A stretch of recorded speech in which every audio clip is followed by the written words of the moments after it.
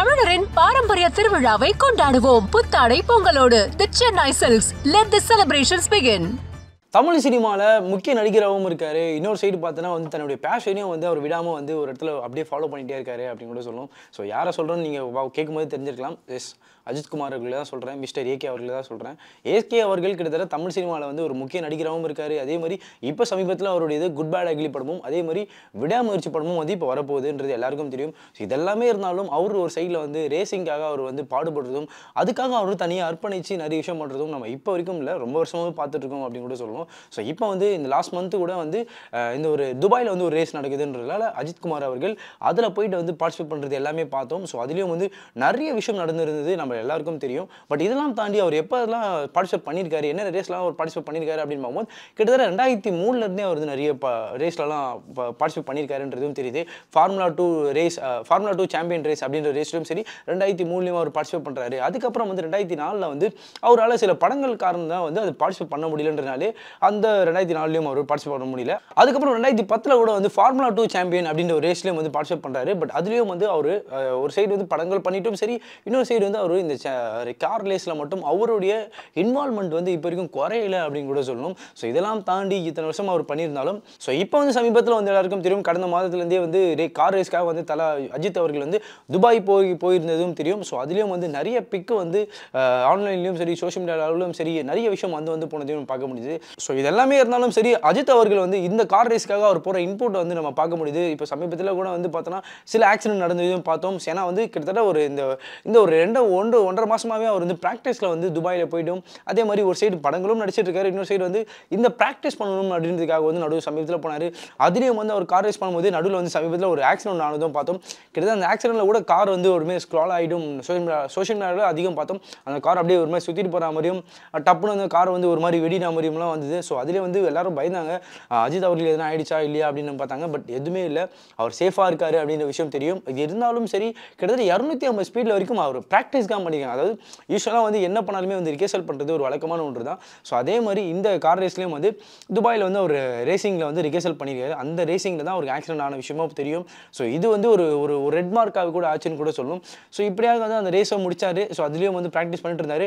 பண்ணிட்டு கொஞ்ச நாள் பெட் ரெஸ்ட் எடுத்தாங்க. அதுக்கப்புறம் வந்து ஓகே மீண்டும் வந்து அஜித் குமார் அவர்கள் உடல்நிலை சரியாக தான் இருக்குது. ஸோ அதனால் அவர் பார்ட்டிசிபேட் பண்ணலாம். அதாவது இந்த துபாயில் வந்து 24 hours வந்து கார் ரேஸ் நடத்துகிறாங்க. ஸோ இதில் வந்து அவர் பார்ட்டிசிபேட் பண்ணலாம் அப்படின்ற விஷயமும் வந்து உறுதி செய்யப்பட்டதுன்றது தெரியும். ஸோ இந்த கார் ரேஸில் வந்து கிட்டத்தட்ட அவர் ஒரு பேரும் வச்சிருந்தாங்க அப்படின்னு கூட சொல்லலாம். ஏன்னா அஜித் குமார் ரேசிங் அப்படின்ற மாதிரி ஒரு டைட்டிலும் வச்சிருந்தாங்க.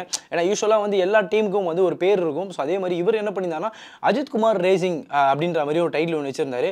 ஸோ அவர் இது வச்சிருந்தாலும் அதில் வந்து கிட்டத்தட்ட அவருக்கு மெம்பர்ஸ் வர ஒரு 4 பேர் இருக்காங்க. அவர் கூட வந்து இது பண்ணுறவங்களும் சப்போர்ட்டிவாக பண்ணுறவங்களும் கிட்டத்தட்ட 4 பேர் இருக்காங்க. இதுக்காக வந்து அஜித் குமார் அவர்கள் வந்து ஒரு சைடு வந்து படங்கள் பண்ணிட்டு இருக்கிறது தெரியும். ஏன்னா வந்து ஒரு சைடு வந்து ரேசிங்காக ப்ராக்டிஸ் இந்த மாதிரி விஷயம் பண்ணிட்டு இருந்தாலும் இன்னொரு சைடு வந்து படங்களுக்காக அவர் பண்ணுற விதம் பார்த்தோம். ஏன்னா வந்து குட் பேட் அக்லியில் வந்து நிறைய ஷூட்டிங் போயிருந்தாங்க, அவுட்டோர் ஷூட் போயிட்டு இருந்தாங்க. இதெல்லாம் தாண்டி அவர் வந்து வெயிட் லாஸ் பண்ண விஷயம் வந்து படத்திலையும் தெரியும், அதே மாதிரி இந்த ஃபார்முலா ரேஸ்க்கும் தெரியும். ஏன்னா முக்கியமாக இந்த ஃபார்முலா ரேஸில் சில வரையறைலாம் இருக்குது. அதில் வந்து உடம்பு குறைக்கணுன்ற வரையறை இருக்குது. ஸோ இந்த பாடி ரேஞ்சில் இருக்கணும், இவ்வளோ ஹெல்த்தியாக இருக்கணும், இவ்வளோ விஷயம் கரெக்டாக இருந்துக்கணுன்ற சில வரமுறைகள்லாம் இருக்குது. ஸோ இதெல்லாமே கடைபிடிச்சிட்டு இருந்தாருன்றது ரொம்ப முக்கியமான விஷயம் பார்க்கணும். ஏன்னா இப்போ கூட நீங்கள் சமீபத்தில் பிக்கும் முன்னாடி இருக்க பிக்கும் இப்போ இருக்க பிக்கும் நீங்கள் கம்பேர் பண்ணி பார்த்தாலே தெரியும்.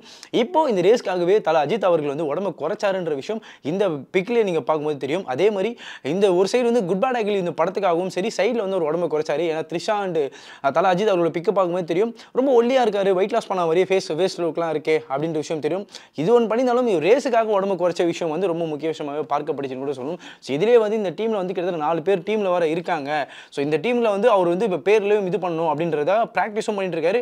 இன்னும் சரி இந்த ரேஸ்க்காக வந்து 24 hours வந்து ரேஸ் பண்ணணுன்றதுக்காக அவரோட டீமையும் சரி அவருடைய கூட ஒர்க் பண்ணுற எல்லாரையும் சரி அவர் வந்து ப்ரிப்பேர் பண்ணிட்டு இருக்காருன்ற விஷயமும் ஒரு முக்கிய விஷயமாகவே பார்க்கப்பட்டு வந்துருந்துச்சுன்னு சொல்லணும்.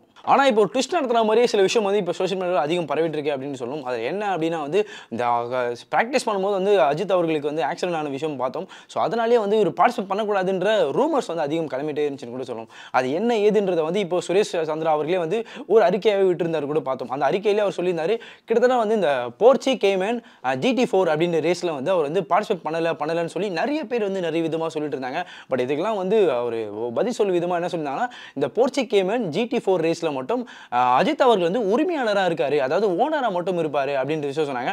அவர் கூட ரேசிங்காக அதாவது ரேஸ் பண்ண முடியாது, பட் ஆனால் அதுக்கான உரிமையாளரும் அந்த டீமுக்கு ஒரு லீடாகவும் அவர் இருப்பாருன்றது மட்டும் சொன்னாங்க. ஸோ இதுக்காகவே வந்து அவர் வந்து இதில் அந்த ரேஸில் அந்த ஸ்பெசிஃபிக்கான வந்து போர்ச்சி கேமன் GT4ல மட்டும் அவர் அஸ் அ மெம்பராக மட்டும் அதாவது உரிமையாளராக மட்டும் இருப்பார், ஓனராக மட்டும் இருப்பார் அப்படின்னு சொன்னாங்க. ஆனால் அதில் அவர் ரேஸராக பார்ட்டிசிபேட் பண்ணலை அப்படின்ற விஷயத்தையும் சொன்னாங்க. அதுக்கப்புறம் வந்து இன்னொரு ரேஸில் வந்து அவர் பார்ட்டிசிபேட் பண்ணுறாருன்றதையும் மென்ஷன் பண்ணி சொன்னாங்க. ஏன்னா ஒரு ரேஸில் அவர் பார்ட்டிசிபேட் பண்ணலை, ஸோ அதாவது அதில் வந்து வெளியேறிட்டார். பட் இன்னொரு ரேஸில் வந்து அவர் பார்ட்டிசிபேட் பண்ணுறாருன்றதையும் சொல்லிட்டாங்க. ஆனால் நிறைய பேர் என்ன நினச்சாங்கன்னா, என்னப்பா படத்தை அவர் என்ன அறிக்கை விட்டுருந்தாருன்னா வந்து படத்தில் வந்து நடிக்க மாட்டேன் கொஞ்ச நேரத்துக்கு அப்படின்னு சொல்லுங்க. ஏன்னா அவர் வந்து அப்போ வந்து ரேஸ் போகும்போது என்ன விஷயம் நடக்கும் அப்படின்னா, அவர் ரேசிங் போகும்போதும் சரி நடுவில் படம் ஷூட் வரும். ஸோ அந்த ஷூட்டுக்கு வந்து அவர் கான்சன்ட்ரேட் பண்ண முடியாமல் நிறைய விஷயம் வந்து ரேஸை பார்க்குறதா இல்லை வந்து படத்தை கவனிக்கிறதான்னு சொல்லி சில விஷயம் வந்து 2003 இருந்தே அவர் நடந்த விஷயத்தை அவரே சொல்லியிருக்காரு நிறைய இன்டர்வியூவில் கூட. ஸோ இதெல்லாம் வேணாம் நடக்கக்கூடாதுன்ற காரணத்துக்காக என்ன பண்ணியிருந்தாருன்னா, இப்போ குட் பேட் அக்லி வந்து நடிச்சு முடிச்சிடுவேன், ஏன்னா அது முடிச்சிட்டாரு. ஸோ குட் பேட் அக்லியும் சரி விடாமுயற்சியும் சரி அவர் முடிச்சிட்டாருன்றது எல்லாருக்கும் தெரியும். ஸோ அதனால் என்ன பண்ணியிருந்தாரு அப்படின்னா, இந்த படத்தை வந்து நான் முடிச்சுட்டு இதுக்கப்புறம் வந்து இந்த ரேஸை வந்து முடிக்கிற வரைக்கும், அதாவது இந்த துபாயில் நடக்கிற ரேசிங் முடிக்கிற வரைக்கும் நான் எந்த படத்திலும் கமிட்மெண்ட் ஆக போகிறது இல்லைன்ற விஷயத்தையும் அவரே சொல்லியிருந்தது நம்ம பார்க்க முடியுது. இப்போ என்ன சொல்லியிருக்காரு அப்படின்னா வந்து இதுக்கப்புறம் வந்து அவர் வேறு படங்கள் நடிக்கல அப்படின்னு சொல்லியிருந்தாங்க. பட் ஃபேன்ஸ் எல்லாம் என்ன சொல்லிட்டாங்கன்னா வந்து திடீர்னு இந்த கார் ரேஸில் அவர் பார்ட்டிசிபேட் பண்ணலையேப்பா, இதுக்கு அவர் படத்தில் நடிச்சுட்டு போகலாமேன்னு சொல்லி நிறைய விஷயம் வந்து கான்ட்ரவர்சியாக கூட மாற்றுறாங்க. பட் இதுக்கெல்லாம் பதில் சொல்ற விதமாக என்ன பண்ணியிருந்தாருன்னா, PRO வந்து சுரேஷ் சந்திரா அவர்களே ஒரு விஷயம் சொல்லியிருந்தாரு. அதாவது ஒரு ரேஸில் தான் அவர் பார்ட்டிசிபேட் பண்ணல, பட் இன்னொரு ரேஸில் அவர் பார்ட்டிசிபேட் பண்ணுறாரு அப்படின்ற விஷயத்தையும் இப்போ சொல்லியிருந்தா ஒரு முக்கிய விஷயமே.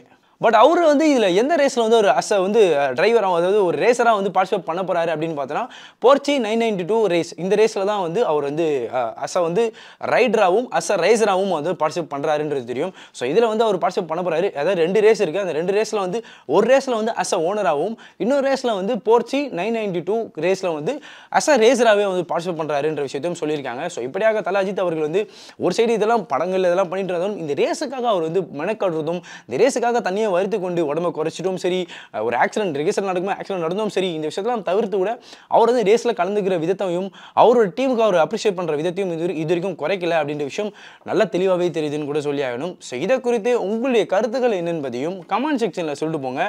அண்ட் மறக்காமல் இந்த சேனலுக்கு சப்ஸ்கிரைப் பண்ணிட்டு போங்க. தமிழரின் பாரம்பரிய திருவிழாவை கொண்டாடுவோம் புத்தாடை பொங்கலோடு. The Chennai Silks. Let the celebrations begin.